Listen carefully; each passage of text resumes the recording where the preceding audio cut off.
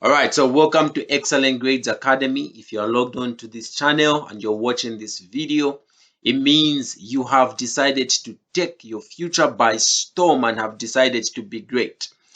Today, we're dealing with biochemistry, and specifically, we're looking at the properties of water. Now, before we dig deep into the properties of water, what is water? Water is simply a compound that is made up of two atoms of hydrogen that are covalently bonded to oxygen.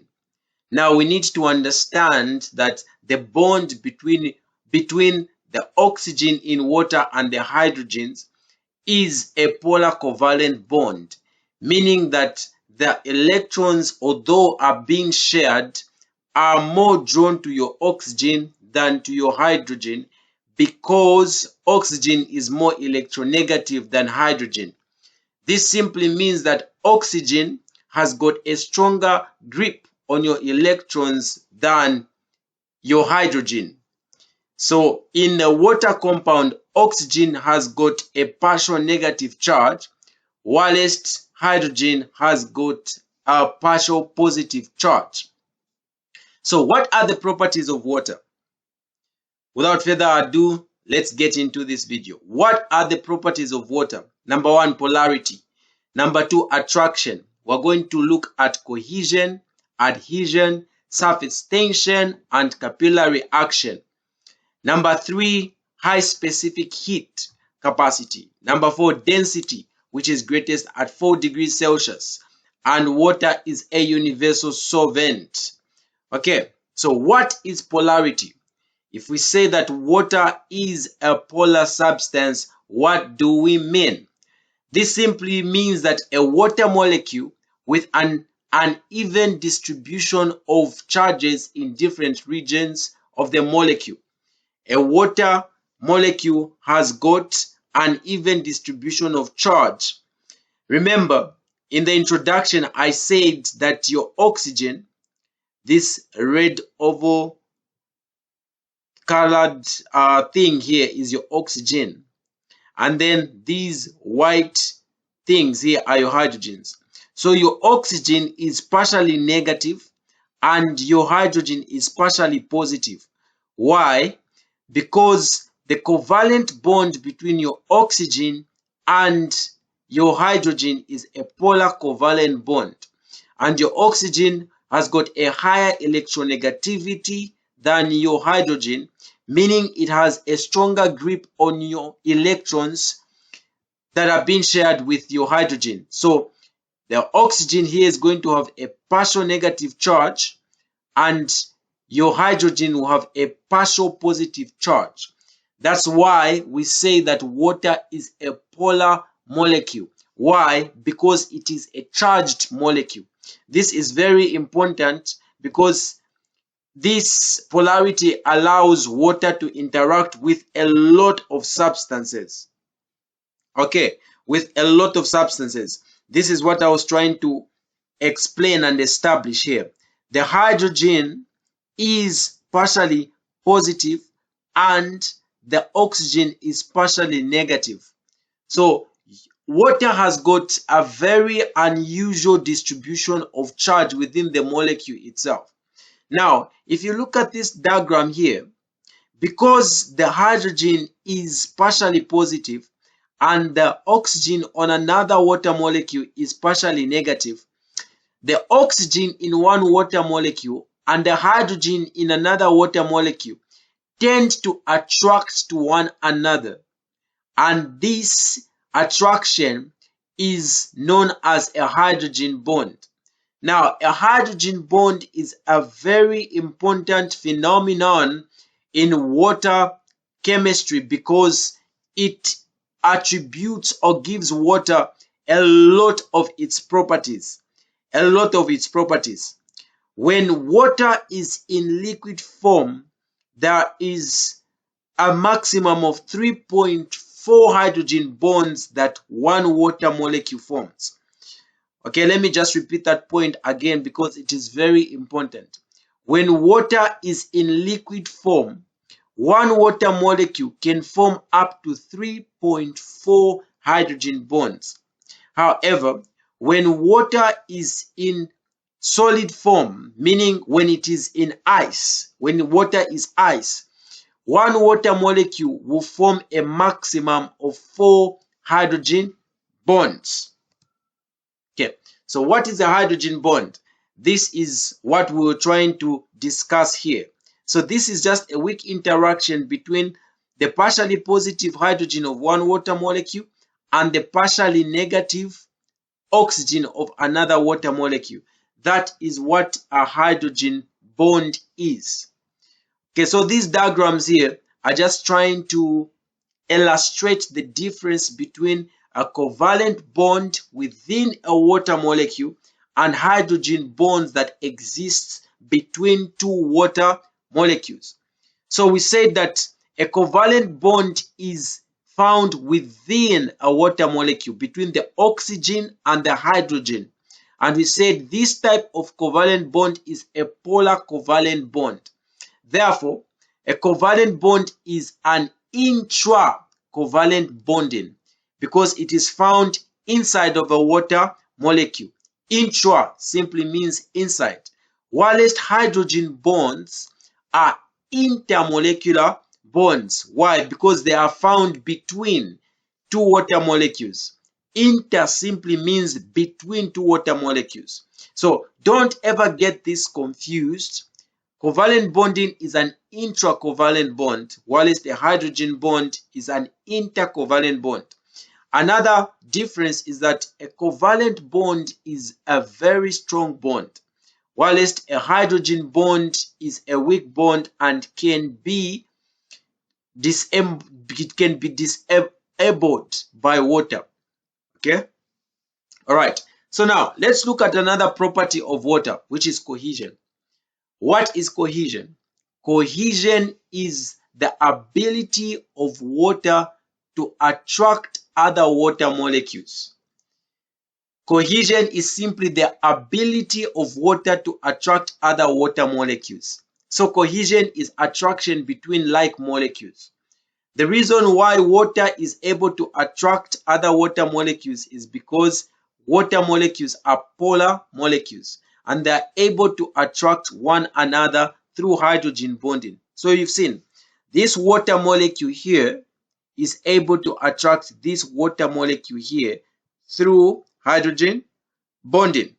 So you can see already how the hydrogen bonding is unfolding to give water its properties. Never forget this property because it is very important. It is one of the properties that water uses to move up a tube, which is called capillary action. Okay, so cohesion is responsible for the transport of water columns in plants. So you've seen how trees are. Trees are very long and tall things. So now you can imagine, how does water from the roots reach the leaves? So water reaches the leaves through the property of cohesion. Water is able to attract one another from the ground until it reaches the leaves. Another property that is important by which water reaches the leaves of the tree is adhesion, which we are going to be explaining in a few moments. Okay, adhesion. Adhesion is the ability of water to be attracted to other materials. So water, for example, can be attracted to the surfaces of the cup, to the surfaces of the bottle, and to the surfaces of a tree. So water is able to move up a tube because it is able to interact with the walls of a tree, and it is able to interact with the walls of the tree and with itself. So there are two properties of water that enables it to move up a narrow tube. Number one, we said, is cohesion. Number two is adhesion. These two properties will enable water to move up a narrow tube, a property that we call capillary action. Now let's move on to another property called surface tension. Surface tension is a measure of the force necessary to stretch or break the surface of a liquid and is related to cohesion. I'll give you a very practical example. Have you seen mosquitoes and how they are just able to float on water? They are able to walk on water. In fact, mosquitoes breed on water. They lay their eggs on water and their offspring hatch on water. So water is able to float substances because of a property known as surface tension. Surface tension is because of the attraction between water molecules on the surface and the water molecules beneath the surface. So surface tension is because of cohesion, which is caused by hydrogen bonding. So this is what I was trying to describe here. So you see, this is our mosquito and it is floating on water. So water is able to form a sheet-like surface which can float substances. This is known as surface tension. There are other lizards that can walk and jump on water called Jesus lizards. And the property of water that enables lizards to walk on its surface is surface tension, a very important property. Capillary action, we've already talked about it. It is the tendency of water to rise in a thin tube because of adhesion and cohesion. Okay, so this is an action that water uses to go up the tree from the roots unto the leaves. So water reaches the leaves of the tree through adhesive and cohesive properties, and this is what is known as capillary action. Capillary action, very important characteristic and property of water. Now let's discuss specific heat. Specific heat simply signifies that water needs a lot of heat energy in order for it to change its temperature. So a textbook definition is that specific heat is the amount of heat that must be absorbed or lost for 1 gram of a substance to change its temperature by 1 degree. What I want you to understand by this is that water has got a very stable temperature. And the reason why water has got a very stable temperature is because of the hydrogen bonds. So for you to change the temperature of water, you must supply a lot of heat. And the reason why it takes so long for water to change its temperature is because the hydrogen bonds absorb a lot of heat before the temperature can change. And because water has got a very stable temperature, it serves as a very stable environment for aquatic organisms. Aquatic organisms are those organisms that live in water, like fish, like crabs, like frogs, and everything that is found in water. So the sea is a very stable environment for life to flourish, for nature to flourish. Have you ever wondered how there is very high temperatures and the water never seems to evaporate? It never seems to boil. Why? Because water has got a high specific heat capacity, and it can be coupled with water having a very high specific vaporization. It has a very high vaporization capacity, which means that water takes in a lot of heat in order to evaporate. It has a high latent vaporization. All right. So water, look at this. Water boils at 100 degrees Celsius. This tells us that water takes in a lot of energy, heat energy, in order for it to boil. Now, boiling is the temperature at which water changes state from it being a liquid and changing into gas. So it takes a lot of energy for water to change. So this is just an illustration of specific heat. You can see here on top of the water there is ice, but underneath this ice there is aquatic life. There is fish. This is a fisherman. He is fishing You may wonder how the fish is able to survive when there is ice on top of the water. So this shows you that although there is ice on top of the water, underneath the ice, the temperature of the water is just right to support life. That's why specific heat capacity is very important. Okay, so let's move on. What is density? What is density? So what we need to understand is that water exists in three different states. That's why water is a very interesting substance, because it's the only one that can exist in three different states. It can exist in liquid form, in solid form, and in gaseous form. In liquid form, we just call it as liquid water. In solid form, it is ice. In gaseous form, it is known as vapor. It is known as vapor. Now, as water changes state from liquid form to solid form, let's put it as from liquid water to ice, the density of water changes. So when water is in liquid form, it is more dense than when it is in ice form. The reason why the density of water reduces when it goes or changes into ice form is because in ice water, one molecule of water forms four hydrogen bonds, whilst in liquid water, one molecule of water forms 3.4 hydrogen bonds.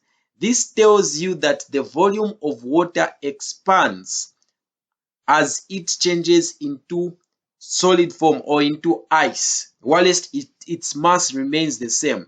So since density is equals to mass over volume, the density of water in solid form is going to be less than that of liquid water.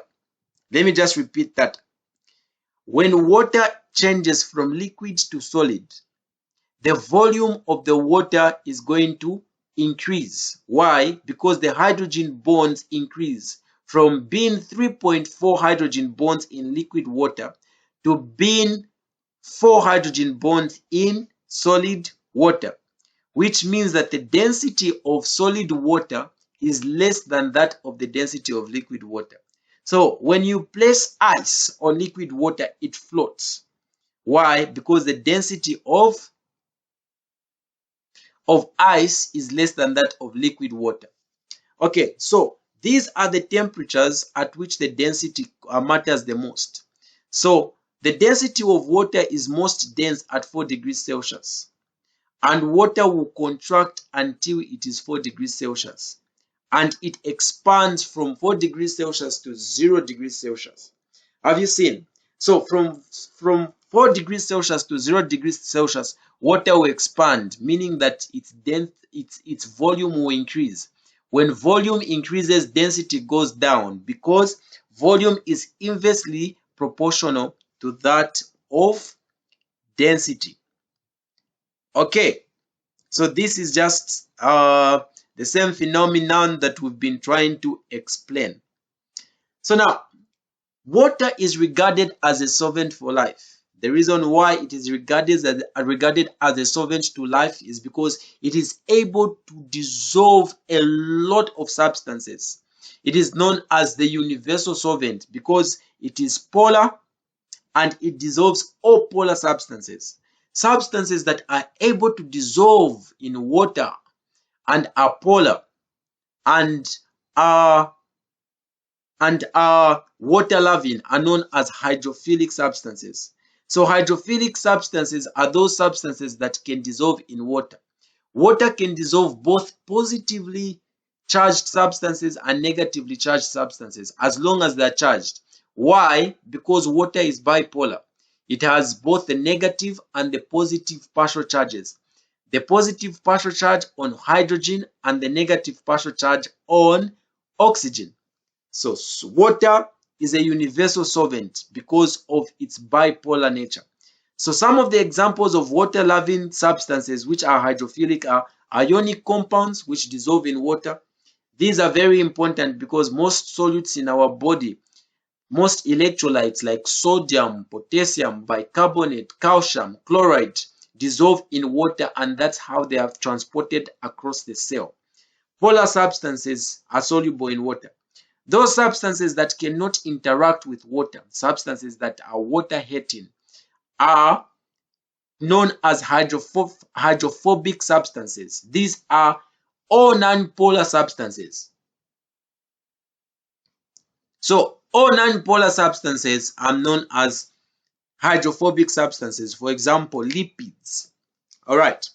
So now, when you mix water with a solute, when a solute, for example, an ionic compound like sodium and chloride, dissolve in water, it is known as a solvent. Okay, it is known as a solution rather. So water, which is a substance that is dissolving a solute, a solvent is a solvent. When a solvent dissolves a solute, that forms a solution. That forms a solution. All right. So these are some of the properties of water that are very, very important and you must know in biochemistry. This is Dr. Bison EM. I hope you've learned something from this class. Next time, we're going to talk about buffers. Buffers, which are just solutions and substances and compounds that can react with acids and bases to keep the pH within a particular range. A very important topic. I'll see you in the next video. Keep on learning. Keep on becoming great.